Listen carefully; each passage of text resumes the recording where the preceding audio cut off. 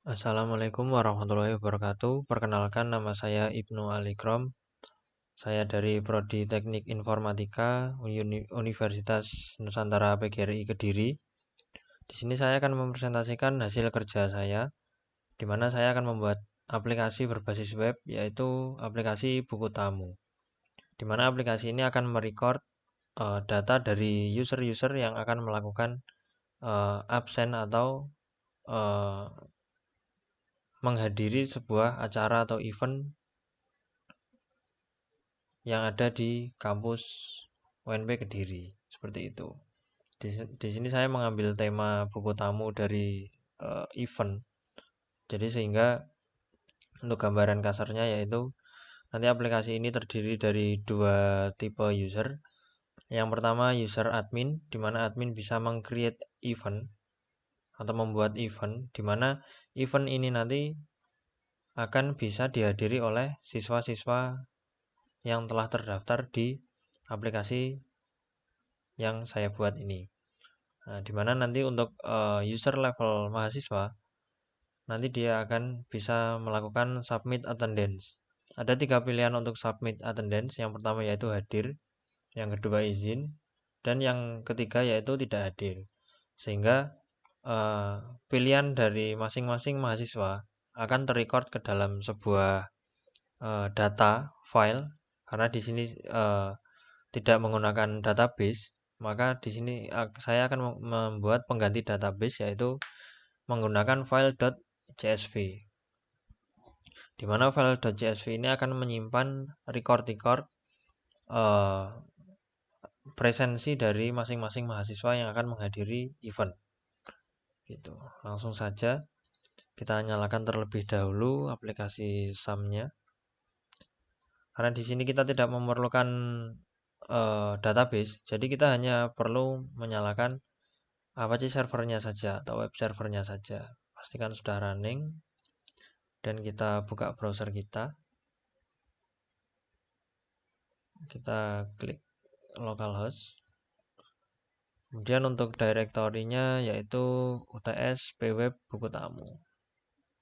Nah, beginilah tampilan awal dari aplikasi saya. Di sini saya akan menunjukkan dulu terlebih dahulu yaitu source code dari aplikasi yang saya buat. Kita akan masuk ke Explorer, kita cari foldernya docs, kemudian UTS pweb buku tamu. Kita buka menggunakan Visual Studio Code. Nah, inilah struktur awal dari aplikasi yang saya buat, di mana terdiri dari 4 folder di awal, kemudian dan 2 file.php, namun yang digunakan hanyalah index dan php ini saja. Untuk backup.php ini sementara tidak saya gunakan, hanya untuk percobaan saja. Baik, langsung saja untuk file index.php. Di sini hanya terdiri dari beberapa baris kode saja, di mana hanya struktur HTML saja. Kemudian di sini saya menggunakan eh, fungsi atau metode dari PHP berupa header yang akan berfungsi untuk meredirect ketika halaman indeks ini dimuat oleh web server, maka akan terredirect ke dalam folder page, kemudian login.php. Langsung saja kita lihat di dalamnya. Kita masuk ke folder page, kemudian login.php.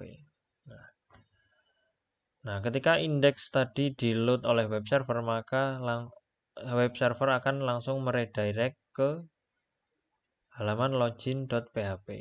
Nah, di mana login.php ini merupakan tampilan yang ada di awal pertama kali kita membuka websitenya atau aplikasinya.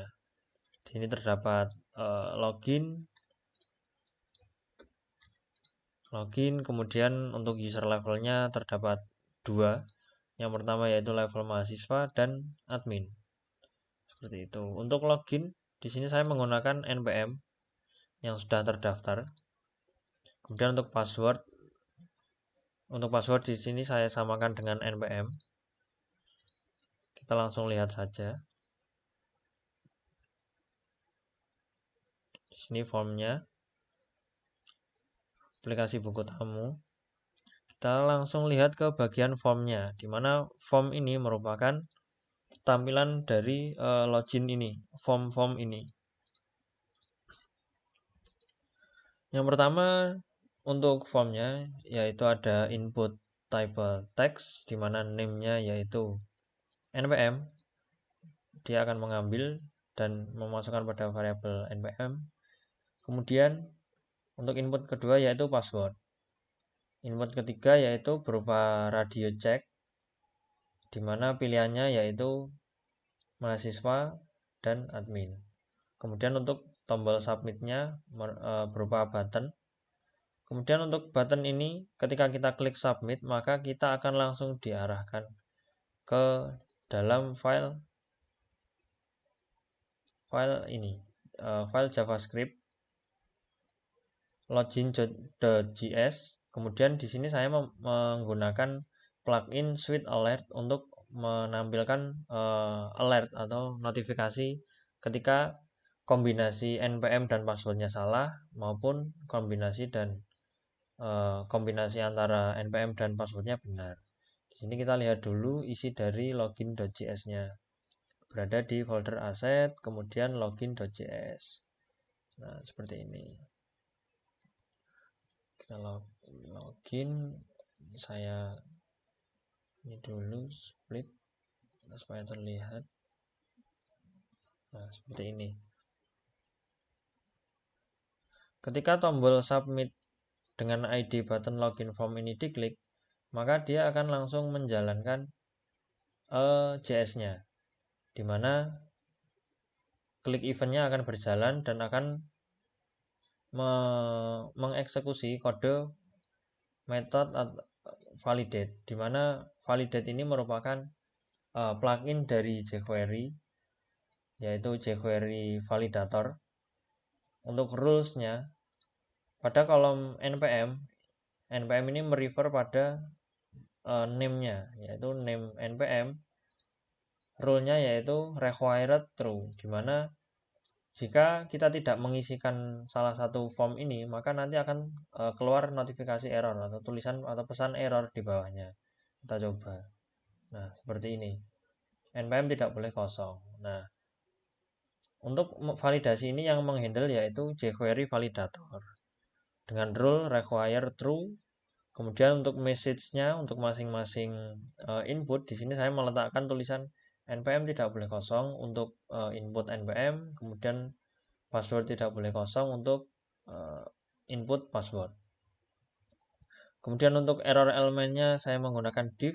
Jadi ketika nanti pesan ini ditampilkan atau errornya tampil, dia akan menambahkan elemen HTML berupa div dengan kelasnya yaitu invalid feedback, kemudian dblock. Dua kelas ini saya ambil dari template Bootstrap, di mana Bootstrap sudah menyediakan kelas-kelas yang telah didefinisikan, sehingga kita tinggal memanggil saja kelasnya, di mana itu nanti akan menstyling tampilan HTML kita. Contohnya yaitu notif npm tidak boleh kosong, di mana fontnya sudah berwarna merah karena menggunakan kelas invalid feedback. Seperti itu. Nah, ketika validator ini hasilnya yaitu valid atau kita sudah mengisi npm seperti ini, maka dia tidak akan tampil. Nah, notifnya akan hilang. Seperti itu. Kemudian ketika kita klik submit, maka kode akan langsung dieksekusi ke bawah, yaitu submit handler. Submit handler ini akan aktif ketika semua rules ini sudah kita lalui dan bernilai benar atau kita penuhi permintaannya, yaitu mengisi npm dan mengisi password. Setelah kita mengisi npm dan password, submit handler akan aktif. Di sini saya menggunakan Ajax untuk mengirim data dari login.js ini. Saya mengirimkan data kepada file action login.php, di mana filenya yaitu berada pada folder action sesuai dengan JS-nya, action login.php. Nah, seperti ini.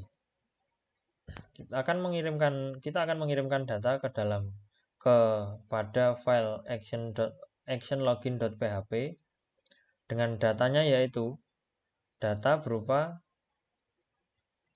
serialisasi dari form yang ada di halaman login form ini.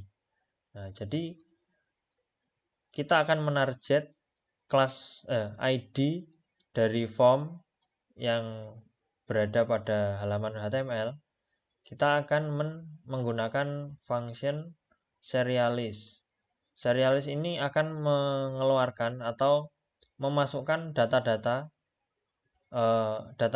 input ke dalam array, di mana untuk setiap name dari input HTML ini akan menjadi array key-nya, dan value-nya yaitu isian dari atau inputan dari kita, dari user yang akan mengisi dalam form ini. Sehingga data sudah menjadi bentuk array. Setelah menjadi array, barulah kita kirim kepada file action.login.php, di mana untuk data type-nya JSON, karena nanti dari si controller akan mengembalikan data berupa JSON yang memiliki beberapa parameter sebagai penampil atau penentu kemana selanjutnya kita akan dibawa. Ketika data yang kita kirim mengembalikan data respon sukses, maka nanti akan muncul switch alert-nya.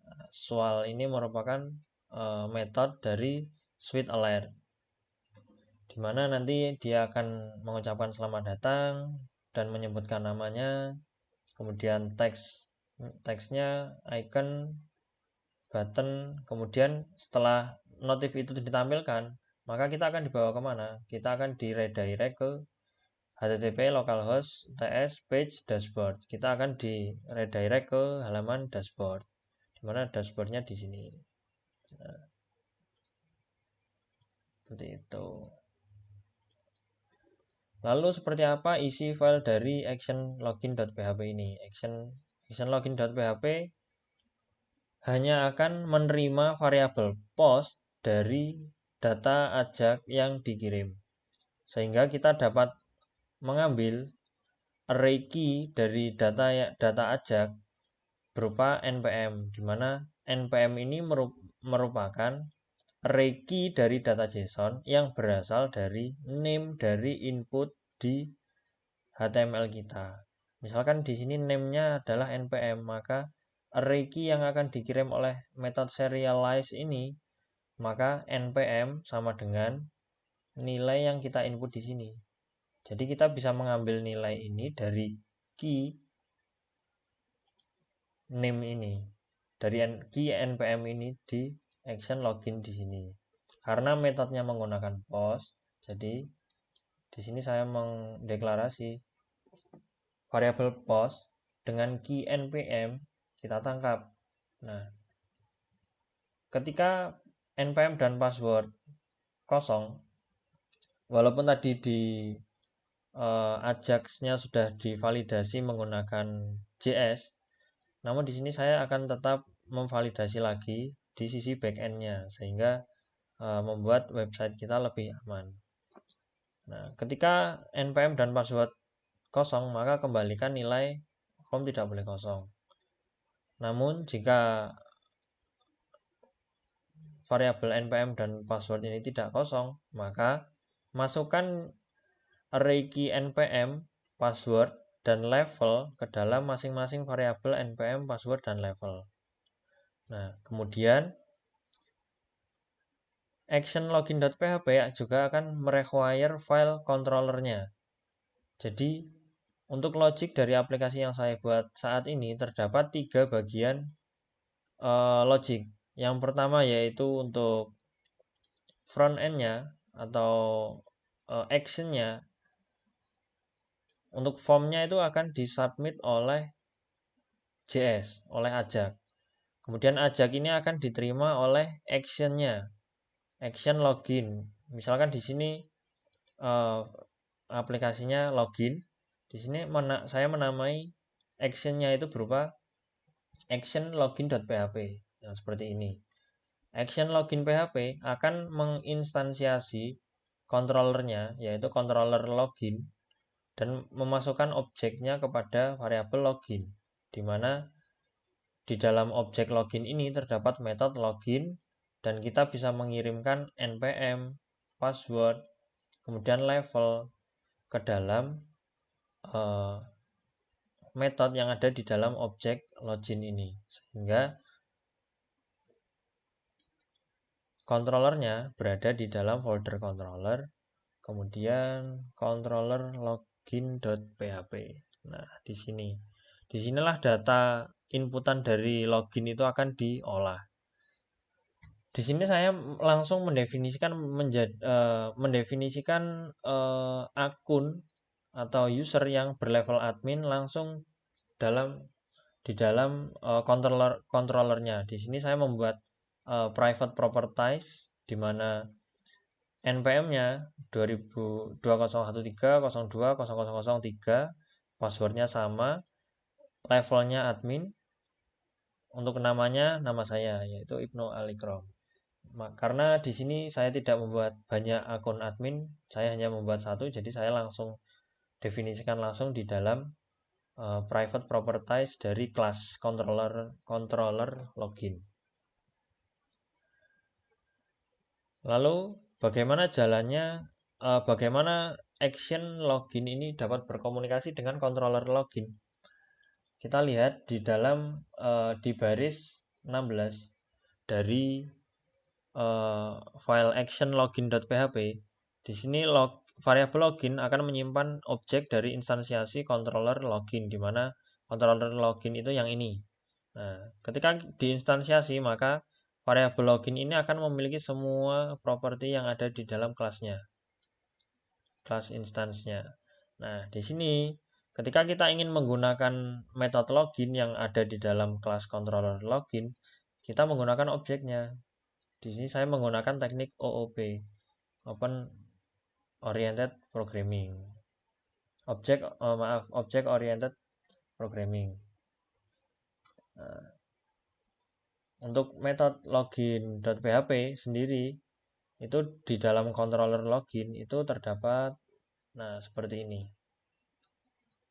Parameter atau argumen yang dikirim berupa npm, password, dan level akan ditangkap dalam metode login ini. Nah, di sini parameternya akan ditangkap npm, password, kemudian level. Kemudian kita cek. Nah, kita cek dulu apakah nama yang kita inputkan beserta levelnya tadi sama dengan private properties yang ada di sini. Ketika sama, berarti akun itu adalah admin. Seperti itu. Nah, kita cek di sini.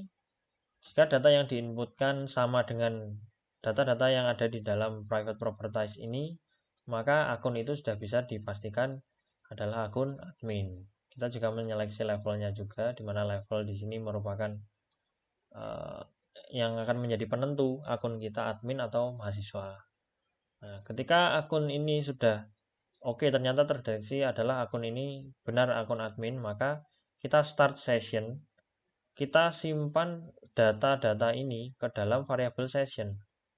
Nah, session ini fungsinya yaitu penyimpanan data sementara ketika kita login menggunakan salah satu akun. Nah, kita definisikan, kita buat variabel session dengan key npm, di mana key npm ini akan berisi this real npm itu mereferensi pada private properties yang ini. Ketika kita ingin mengambil private properties dari sebuah kelas, kita harus menggunakan keyword this karena data yang kita ambil berada pada kelas itu sendiri. Kita masukkan semua. Nah, kemudian kita return data berupa array, dan di dalam data array itu responsnya sukses, npm-nya kita return yang ini, npm, password, real name, semuanya sama, kemudian levelnya juga. Nah, kita return, kita masukkan ke dalam metode JSON encode, di mana nanti array-array ini akan berubah menjadi bentuk data JSON, sehingga echo JSON encode return data, sehingga return data ini dapat dibaca oleh JS-nya, sehingga kita bisa memanggil, kita memasukkan response ini ke dalam variabel response ini. Nah, respons ini berasal dari controller. Nah, kita cek jika variabel response yang key-nya response sama dengan sukses, perlu diingat-ingat response yang keywordnya response, jadi kita akan mengambil data ini. Nah, response, key-nya response, isinya apa? Sukses. Nah, jika responsnya sukses, maka tampilkan alert, selamat datang, nama. Karena respons ini kan berbentuk berbentuk JSON atau array. Nah, di sini kita bisa mengambil ini key-nya, key npm atau name-nya. Nah, di sini kita keluarkan bisa response, key-nya name, seperti itu. Dan redirect, begitu juga dengan metode yang lain. Ketika kita seleksi dan ternyata akun ini bukan admin, maka kita jalankan metode login mahasiswa. Login mahasiswa yaitu tinggal meneruskan saja untuk datanya, yaitu npm, password, level yang berasal dari inputan. Kita jalankan metode login mahasiswa, kita baca file data mahastudent.csv. Untuk datanya berada di sini, di data mahastudent. Nah, di sini saya menginputkan secara manual karena untuk poin utama dari aplikasi ini merupakan aplikasi buku tamu. Jadi di sini saya mencontohkan ada beberapa mahasiswa, ada mahasiswa 1, 2, 3 sampai 7. Jadi 7 poin. Nah, untuk yang baris di awal ini merupakan header. Header nanti tidak akan dihitung dalam looping array-nya. Nanti bisa kita akali dengan fungsi array shift. Nah, kita cek. Nah, karena kita tidak menggunakan database dan kita juga mengganti database itu dengan file.csv, maka kita harus menjalankan metode atau algoritma sederhana, sehingga kita bisa mendapatkan data dari file.csv ini. Jika menggunakan MySQL, kita tinggal menggunakan query di mana select all from mahastudent where npm-nya sama dengan ini dan ini. Kita langsung bisa menyeleksi. Di sini kita tidak bisa langsung menyeleksi. Kita harus mengambil semua data ini dulu dan memasukkannya ke dalam variabel berupa array dan kita looping di sana. Barulah kita dapat menyeleksi nilai-nilai yang ada di dalamnya menggunakan associative array. Nah, nanti header ini akan menjadi key dari associative array-nya, di mana npm nanti value-nya ada ini, ada data ke 1, 2, 3, 4, dan 5, dan seterusnya. Seperti itu. Yang pertama kita buka dulu untuk file.csv-nya, kita open, kita mapping untuk memisahkan setiap baris dari data. Nah, kemudian untuk header-nya, header itu untuk yang baris pertama. Nah, ini kita skip. Nah, caranya yaitu kita buat variabel header, kemudian gunakan metode array shift. Nah, jadi untuk memisahkan header ini supaya tidak masuk ke dalam looping array, sehingga data baris pertama ini tidak akan terbaca. Jadi nanti indeks ke 0 dimulai dari baris kedua dan seterusnya. Seperti itu. kita buat variabel array CSV, maaf, yang digunakan untuk menampung data yang berada, semua data yang ada di dalam file .csv ini. Kita looping menggunakan for each rows. Kita combine antara header dan row, di mana header ini akan menjadi key-nya, row merupakan data dari setiap kolom dan barisnya. Seperti itu. Nah, kemudian kita seleksi, dan seterusnya. Kita juga membutuhkan indeks dari data yang akan kita cari dulu. Nah, ketika datanya sudah kita looping, nah kita cari dulu data yang kita cari itu berada di indeks berapa. Nah, untuk mendapatkan indeks, di sini saya sudah membuatkan metode khusus. Kita cari berdasarkan npm karena login menggunakan npm. Nah, kita menggunakan metode array column array search seperti ini. Nah, nanti akan mereturn di indeks berapakah data yang kita cari itu. Nah, ketika sudah ketemu indeksnya, maka kita baru bisa menyeleksi dari semua array ini apakah indeks yang kita cari itu cocok dan ada datanya. Nah, jika ada, maka kita session start, kita start session, kita simpan variabel data-data yang ditemukan ini. Misalkan yang login yaitu mahasiswa 1, npm-nya ini, passwordnya ini. Nah, ketemu dia di indeks berapa? Di indeks 0. Ambil semua data di indeks 0, maka kita simpan masing-masing data ini berdasarkan key-nya ke dalam variabel session. Nah, sehingga kita bisa mereturn datanya berbentuk JSON. Langsung kita praktekkan saja.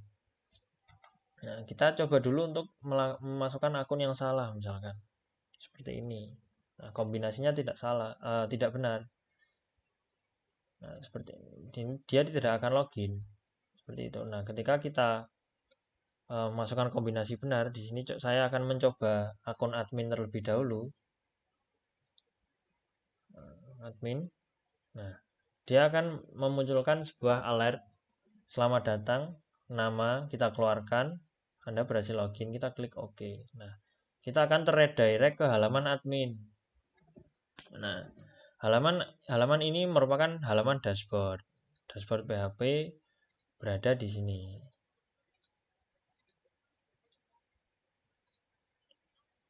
Nah, ini adalah halaman dashboard.php. Di mana di sini merupakan data yang akan kita tampilkan sesuai dengan session levelnya. Jadi ketika akun yang login itu berlevel admin, maka kita show semua datanya, mulai dari action tambahkan event, kemudian kita tampilkan list daftar hadir, karena jika akun mahasiswa yang login, maka ada beberapa data yang tidak tampil. Nah, seperti ini konten di bawah ini. Di sini hanya akan menampilkan dashboard event. Nah, dashboard event, namun tidak ada tombol untuk menambahkan event karena itu adalah haknya admin. Nah, kemudian konten ketiga, tabel ketiga, daftar hadir tidak akan bisa dilihat oleh masing-masing mahasiswa. Nah, seperti ini levelnya yaitu mahasiswa atau student. Seperti itu. Kemudian kita keluarkan npm-nya dari variabel session, name-nya dari variabel session, kemudian levelnya juga kita keluarkan dari variabel session. Nah, di sini ada beberapa tampilan yang perlu diperhatikan. Yang pertama yaitu total hadir, total izin, dan total tidak hadir. Nah, ketiga cards ini akan menghitung berapa mahasiswa yang hadir pada suatu event yang akan dibuat oleh admin. Nah, di sini merupakan daftar event yang bisa dihadiri karena di sini kan masih kosong. Nah, kemudian untuk tabel di bawahnya yaitu tabel yang akan membaca file .csv mahastudent ini akan ditampilkan di dalam sini, ke dalam tabel data tabel total mahasiswa. Tabel ini masih bisa dilihat oleh semua orang, termasuk mahasiswa maupun admin. Kita coba di sini untuk membuat eventnya. Kita logout dulu. Nah, kita akan buat eventnya karena adminnya yaitu akun 0003. Kita submit. Nah, di sini terdapat konten yang tidak bisa dilihat oleh mahasiswa tadi. Nah, sini saya akan mencontohkan admin akan membuat event. Kita klik tambahkan event.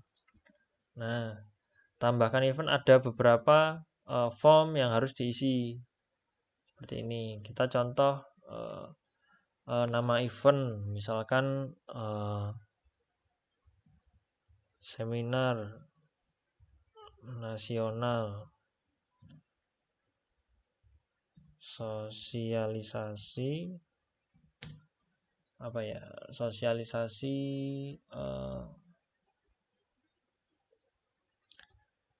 market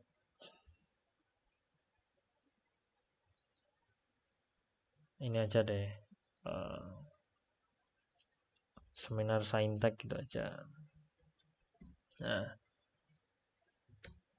seperti ini. Kemudian tempatnya di mana? Nah, kita contohnya yaitu seperti ini. Ada hintnya juga, kampus biru UNP Gedung J misalkan, di Gedung J. Di sini saya akan mencontohkan misalkan lokasinya ada di hall UNP kampus 2 misalkan. Kemudian untuk tanggal pelaksanaannya kita bisa masukkan misalkan tanggal berapa ya? Misalkan Sabtu depan itu tanggal 17 misalkan. 17 Desember. Di sini kita bebas menuliskan format karena ini input tipenya teks bukan date. Nah, kita tulis pukul berapa? Misalkan pukul 10 pagi sampai selesai. Kemudian untuk PIC dari event tersebut siapa? Misalkan saya misalkan. Nah, kemudian kontak person kita isi nomor 0899. Nah, misalkan kita isi nomornya. Kemudian kita isi special notes, misalkan misalkan wajib hadir gitu, seperti itu. Wajib hadir. Hadir seperti ini aja deh. Dan kita bisa mengupload brosur. Misalkan brosurnya gambar ini. Kita klik submit event. Nah, event berhasil ditambahkan. Klik OK. Nah, maka event akan ditampilkan di tabel list event. Nah, di sini akan tampil nilai baru berupa ID event. Jadi setiap event yang di-input oleh admin akan tergenerate ID secara unik, sehingga ini nanti bisa digunakan untuk mencocokkan si mahasiswa ini absen di event mana, seperti itu. Kita bisa mencocokkan antara NPM dan ID eventnya, seperti itu. Nama event. Hanya saja di sini untuk browser di sini masih belum bisa tampil sebuah tampilan gambar karena saya belum mendevelopnya karena keterbatasan waktu.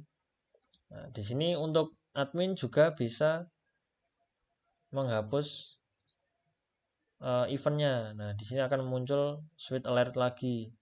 Apakah kamu yakin? Apakah Anda yakin ingin menghapus event ini? Nah, nanti kita coba. Nah, saat ini kita coba dulu. Kita buat event, kemudian kita login menggunakan akun mahasiswa. Nah, seperti itu. Nah, kita coba menggunakan browser lain ya, karena sesinya bisa supaya sesinya bisa jalan dua-duanya. Kita cek. Nah, di sini login. Kita login menggunakan akun mahasiswa 1 misalkan.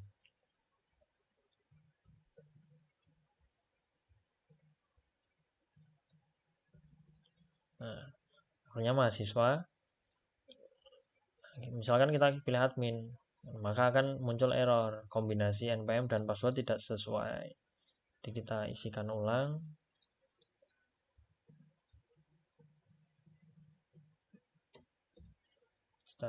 levelnya mahasiswa ya. Kita submit. Nah, kita sudah bisa login. Nah, di sini di browser Chrome ini saya login sebagai mahasiswa. Kemudian di Edge saya login sebagai admin. Nah, kita lihat perbedaannya antara akun admin dan akun mahasiswa. Nah, sekilas nampak sama untuk halaman awalnya, namun kita scroll ke bawah, nah, di dashboard event, di sini akan tampil event yang telah diinput oleh si admin tadi. Namun di sisi sebelah action berbeda. Jika di halaman admin actionnya hanya untuk menghapus event, namun kalau di menggunakan akun mahasiswa, actionnya ada 3. Yang pertama yaitu hadir, izin, dan tidak hadir. Dimana nanti setiap mahasiswa yang menginputkan salah satu action ini, maka akan terrecord di sini.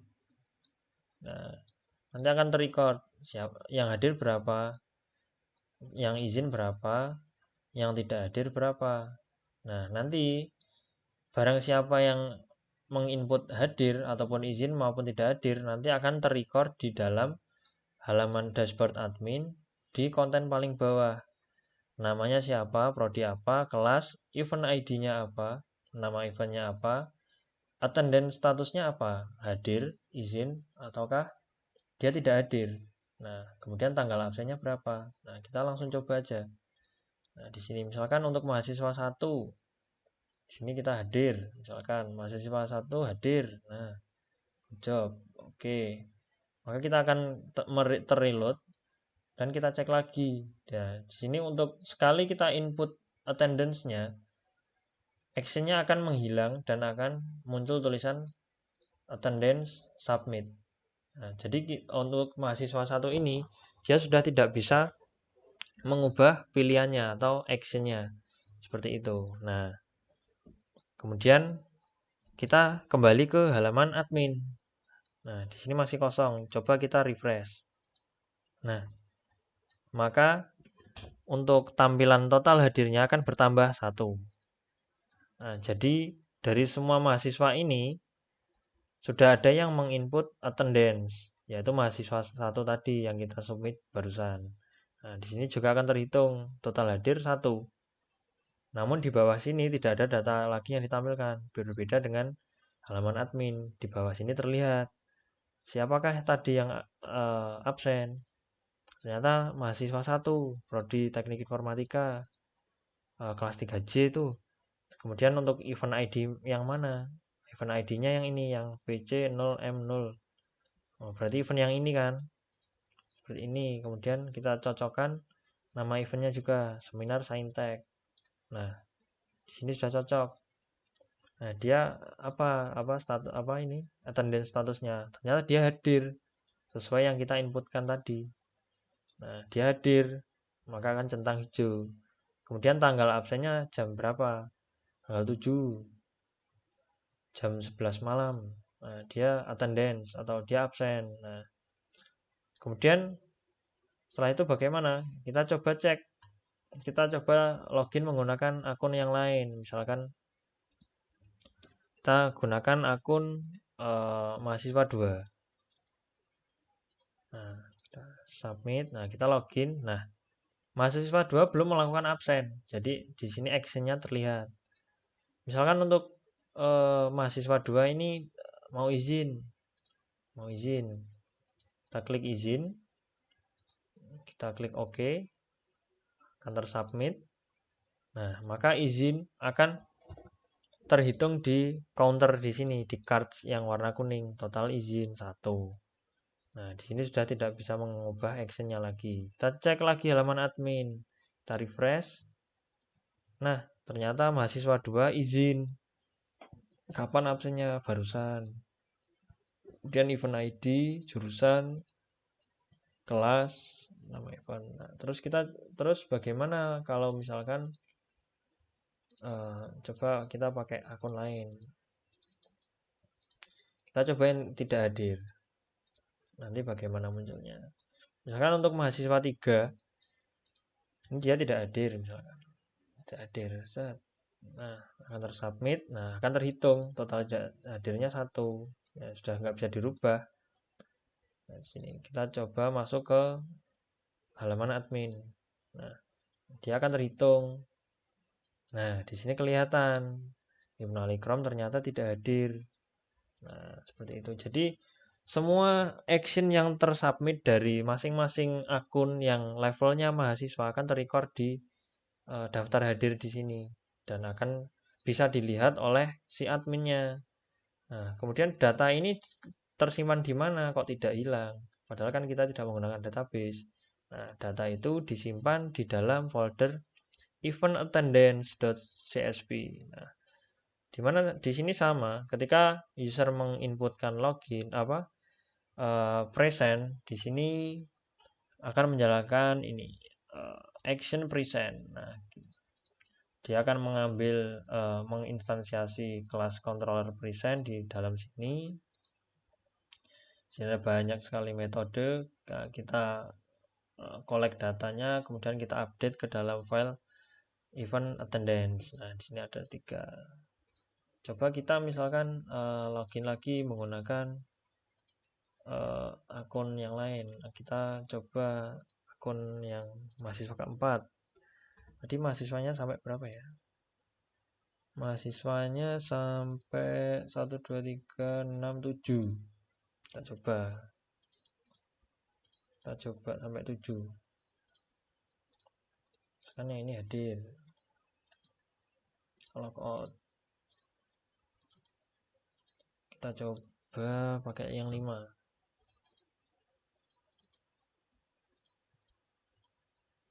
Misalkan yang ini tidak hadir juga, bolos bareng mahasiswa 3 misalkan.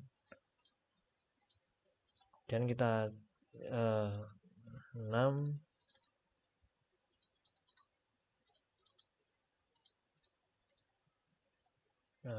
misalkan hadir. Kemudian 7.